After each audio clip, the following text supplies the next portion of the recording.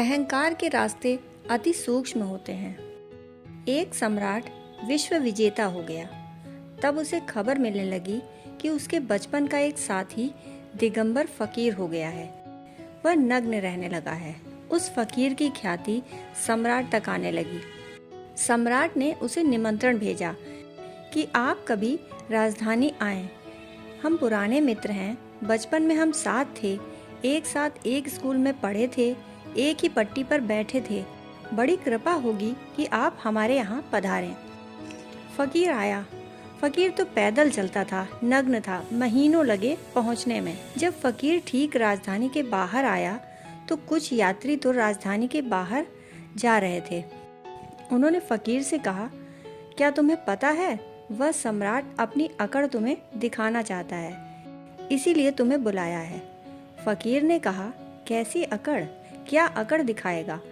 उन्होंने कहा, वह अकड़ दिखा रहा है। पूरी राजधानी सजाई गई है, रास्तों पर मखमली कालीन बिछाए गए हैं, सारे नगर में दिए जलाए गए हैं, सुगंध छिड़की गई है, रास्ते फूलों से पाट दिए गए हैं, सारा नगर संगीत से गुंजायमान हो रहा है।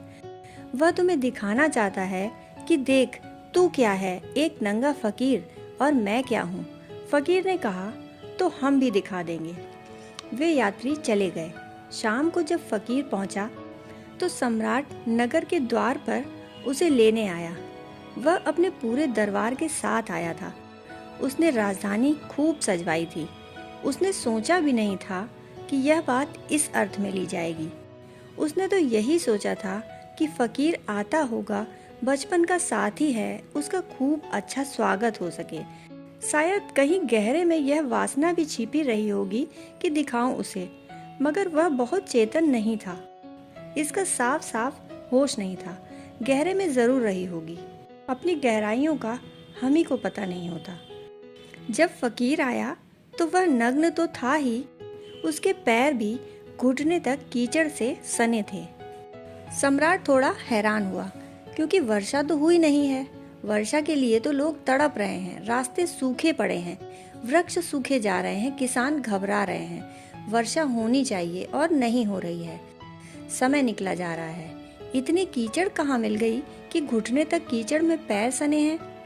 लेकिन सम्राट ने वहां द्वार पर कुछ कहना उचित न समझा। वह फकीर को महल तक ले आया।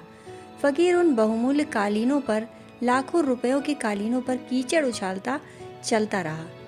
जब वे राजमहल में प्रविष्ट हो गए और दोनों अकेले रह गए तो सम्राट ने पूछा, आपको मार्ग में जरूर कष्ट हुआ होगा, तभी तो इतनी कीचड़ आपके पैर में लग गई। कहाँ तकलीफ हुई, क्या अड़चन आई? उसने कहा, अड़चन कोई भी नहीं।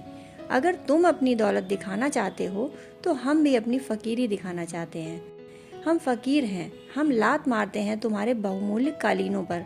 सम्राट हंसा और बोला, मैं तो सोचता था कि तुम बदल गए होगे, लेकिन तुम तो वही के वही रहे। आओ गले मिले। जब हम विद्यालय में अलग हुए थे तब से अब तक में कोई फर्क नहीं पड़ा है। हम एक ही साथ एक जैसे हैं। अहंकार के रास्ते बड़े सूक्ष्म होते हैं। अमीर तो अमीरी दिखाता ही है, फकीर भी फकीरी दिखाने लगता है। इससे थोड़ा सावधान होना जरूरी है। दोस्तों, कहानी सुनने के लिए आपका बहुत बहुत आभार।